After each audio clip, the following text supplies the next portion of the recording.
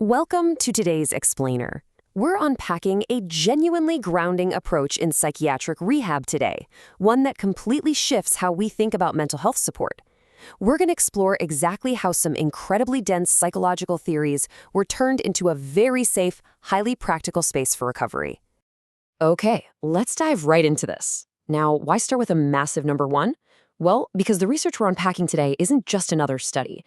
It is literally the world's very first published paper demonstrating the effects of utilizing WRAP, the Wellness Recovery Action Plan, specifically in an individual interview setting. Before this, WRAP was strictly known as a group-based tool. So bringing it into a one-on-one space, that's an absolute game changer. The architect behind this whole innovation is Shinichi Masuda. Masuda is a dedicated psychiatric social worker, and he noticed a major gap in traditional one-on-one sessions.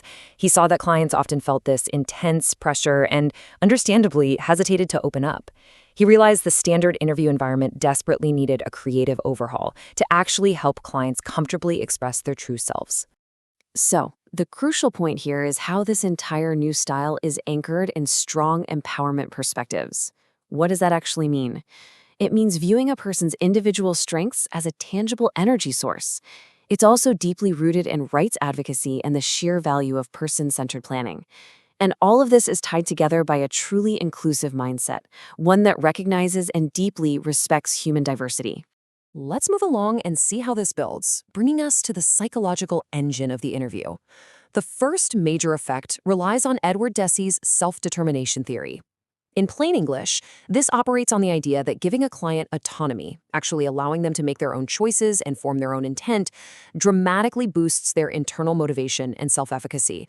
But Masuda didn't stop there. He also wove in Tom Anderson's reflecting process. So instead of that classic, almost interrogation-style one-on-one, this approach uses a three-person dynamic in the room. You usually have the client, a facilitator, and a daily support worker. This multi-directional interaction creates an environment where just listening to external conversations actually sparks a very deep internal dialogue for the client. And here is the final theoretical piece of the puzzle: modeling. In these sessions, helpers don't just sit back silently taking notes. They actively share their own experiences. This self-disclosure from the helper acts as a vital modeling element. It basically serves as a psychological guide, showing the client firsthand that it is entirely safe to open up and be vulnerable. And this brilliantly illustrates where all these concepts come together.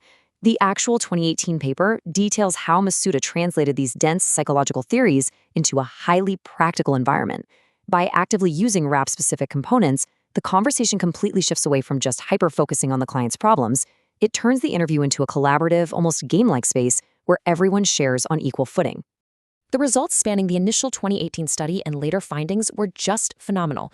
For the client, this achieves spontaneous self-disclosure. They find it so much easier to share and actively create their own recovery plans. But equally as important is the flip side. The helper achieves a profoundly deepened understanding of the client. It completely shatters that traditional one-way street of service provider and service receiver, completely changing the dynamic. So, by bringing WRAP into an individual setting, both sides end up experiencing profound growth. I'll leave you with this question to really chew on. If the helper's perspective changes and they are learning alongside the client through mutual self-disclosure, who is really healing whom? It's an incredibly powerful shift in the therapeutic relationship. Thanks for joining me on this explainer, and definitely keep asking the big questions.